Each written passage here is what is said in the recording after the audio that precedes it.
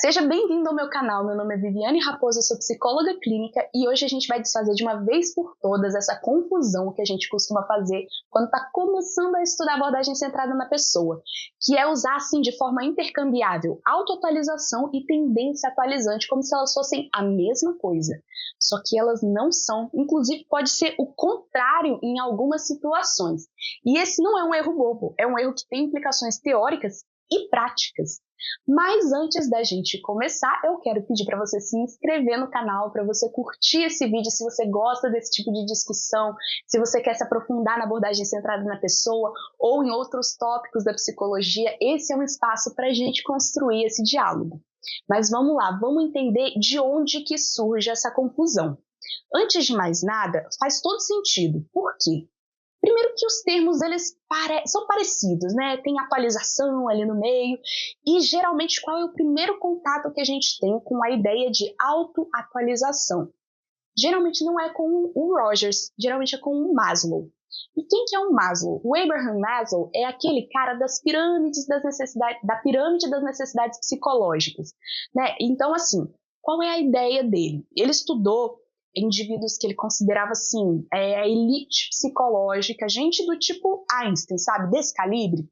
E aí ele formulou o seguinte: existem certas necessidades que são básicas para os seres humanos, e aí, conforme a gente vai sanando as necessidades da base da pirâmide, a gente vai buscando as próximas, né? Então, segurança, alimentação, necessidades sociais, conforme você vai suprindo isso, você pode ir para o próximo nível, e aí o nível que está lá no topo, sabe, que só tipo 1% da população consegue chegar, é o nível da autoatualização, que é essa tendência de se tornar a melhor versão possível de si, de conseguir viver todo o seu potencial, tudo que você pode ser. É uma coisa extremamente positiva, é um estado assim, é o ápice da experiência humana, né?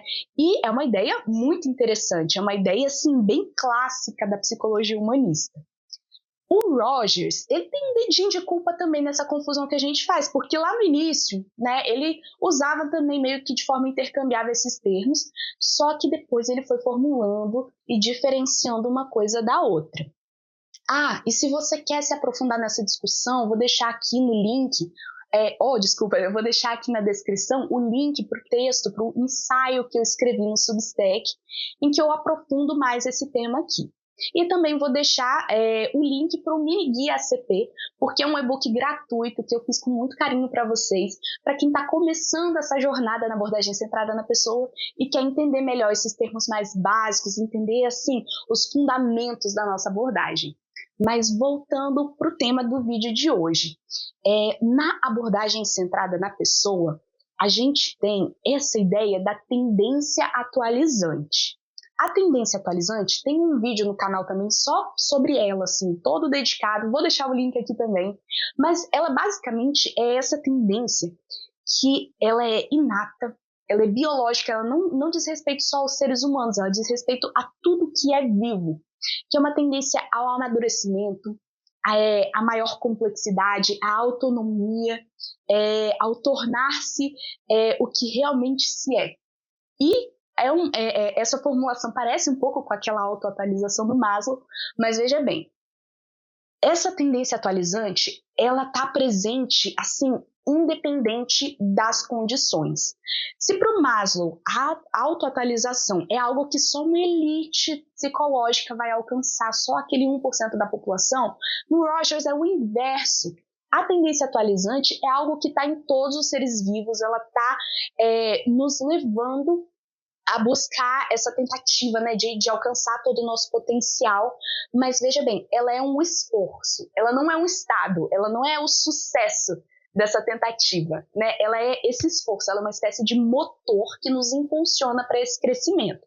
E sim, ela é sempre positiva, ela é sempre algo que nos leva a um amadurecimento, assim como a autoatualização do Maslow, mas ela está presente em tudo, o tempo todo, a não ser que o indivíduo morra, né? Ela só acaba na hora da morte. Só que os resultados dela dependem do ambiente, depende das condições ambientais e, no caso do ser humano, depende das relações que a gente vai construindo com as pessoas na nossa vida. Né? E aí ela vai dar mais certo, vai ter mais sucesso ou menos. Só que, como eu falei para vocês, existe autoatualização também dentro da abordagem centrada na pessoa e ela é muito diferente daquela do Maslow. Para o Rogers, a tendência atualizante ela é o único motor, a única motivação de todos os comportamentos da nossa vida, tá entendendo? Então, assim, todo o resto que você pode pensar, as pulsões da psicanálise, os reforçamentos do behaviorismo, não, nada disso. Para o Rogers, só existe a tendência atualizante que tem esse direcionamento que é positivo. Só que existe uma tendência que é secundária, que vai se formando conforme a gente vai construindo o nosso self, né? E aí eu acho muito interessante lembrar o seguinte, em inglês, autoatualização se diz self-actualization. Então, a gente tem que lembrar que na abordagem centrada na pessoa é uma atualização do self. O que acontece? A tendência atualizante dentro dessa questão bem específica que é o nosso self, o nosso autoconceito, ou seja, todo aquele conjunto de ideias, de emoções, de conceitos que a gente tem sobre nós mesmos, essa tendência atualizante, ela se diferencia e aí a gente chama ela de autoatualização. Sabe tudo aquilo que ela estava tentando fazer, a tendência atualizante fazia para o nosso organismo como um todo? A autoatualização faz só pro self. Ela está sempre tentando proteger o self, sempre tentando aprimorar esse self, proteger, manter. Ela é a guardiã, a protetora do self, tá entendendo? Só que o nosso self, ele é uma coisinha assim que é muito importante, que surge ali das nossas relações com as outras pessoas, mas às vezes ele é distorcido. Às vezes ele é rígido, às vezes ele é completamente diferente das nossas experiências enquanto organismo. Quando que isso acontece? Quando que esse self fica completamente distorcido? Quando é que ele vira uma coisa completamente diferente da nossa tendência atualizante? Quando a gente vive em ambientes cheios de condições de valor. Condições de valor são todos aqueles você tem que, você deveria, você precisa ser assim, assado. Tudo aqui, todas aquelas regras que a gente foi sendo imposto ao longo da nossa vida para ser benquisto, né, para ser amado, para ter bons relacionamentos com as pessoas ao nosso redor. E quando a gente vive nesse contexto cheio dessas regras, a gente vai criando esse self, esse autoconceito, para poder navegar nessas situações sociais, mas a gente vai acreditando naquilo, aquilo vira a visão que a gente tem de nós mesmos, né? Então, eu vou dar um exemplo muito prático aqui, e aí eu acho que algumas pessoas vão se identificar. Sabe o irmão, a irmã mais velho? Que cresce ouvindo que tem que ter cuidado com seu irmão mais novo, tem que tomar conta, tem que dar o exemplo, tem que proteger, né? E aí esse irmão mais velho, a gente vê que ele aparece na clínica cheio daqueles deverias. Não, mas eu preciso ser mais responsável. Não, mas eu preciso cuidar da minha família. Não, mas eu preciso dar sabe, aquilo vira algo que ele já acredita sobre si, que ele já defende sobre si e que, mesmo que traga muito sofrimento psicológico, porque todo aquele peso de autocrítica, toda aquela carga que ele traz, está trazendo sofrimento. Aquilo é a autoatualização do self em ação, né? Porque ela tá o quê? Ela tá lançando mão de um arsenal de pensamentos, de ideias, de sensações, emoções, para proteger aquele self que foi construído a partir daquelas condições de valor. Então aqui a gente já está vendo uma autoatualização que não é positiva, que não está promovendo, não está andando de mãos dadas com a tendência atualizante. Né? Elas podem sim andar de mãos dadas, mas geralmente, diante do sofrimento psicológico, o que a gente vê é um direcionamento oposto, a tendência atualizante indo para um lado e a autoatualização indo para o outro, né? Causando incongruência. Então, assim, se você está um pouco perdido com esses termos aqui, eu aconselho dar uma olhadinha ali no mini guia CP que você vai entender melhor essas ideias básicas da abordagem. Então, olha, eu já falei de onde que vem essa confusão, o que é a autoatualização lá para o Maslow, que a gente confunde com a tendência atualizante, e já falei o que é a tendência atualizante na CP e a autoatualização. Agora vamos para a implicação. Primeira implicação teórica de causar essa confusão, né, de usar como se fosse a mesma coisa. A ACP, ela é muito acusada de ser ingênua, né? Nossa, mas porque, né, tem tudo é tendência atualizante. Então, o ser humano, ele tem essa capacidade, né, essa tendência a ser sempre, né, a crescer, algo positivo, né, construtivo. Nossa, que coisa linda, mas como é que isso explica isso aí, né, que a gente vê na vida, esse tanto de violência, de sofrimento, de ansiedade, de depressão, comportamentos destrutivos contra si mesmo, contra os outros? Como é que explica se só tem uma motivação? A explicação está justamente nessa autoatualização, quando esse processo de autoatualização está divorciado da tendência atualizante.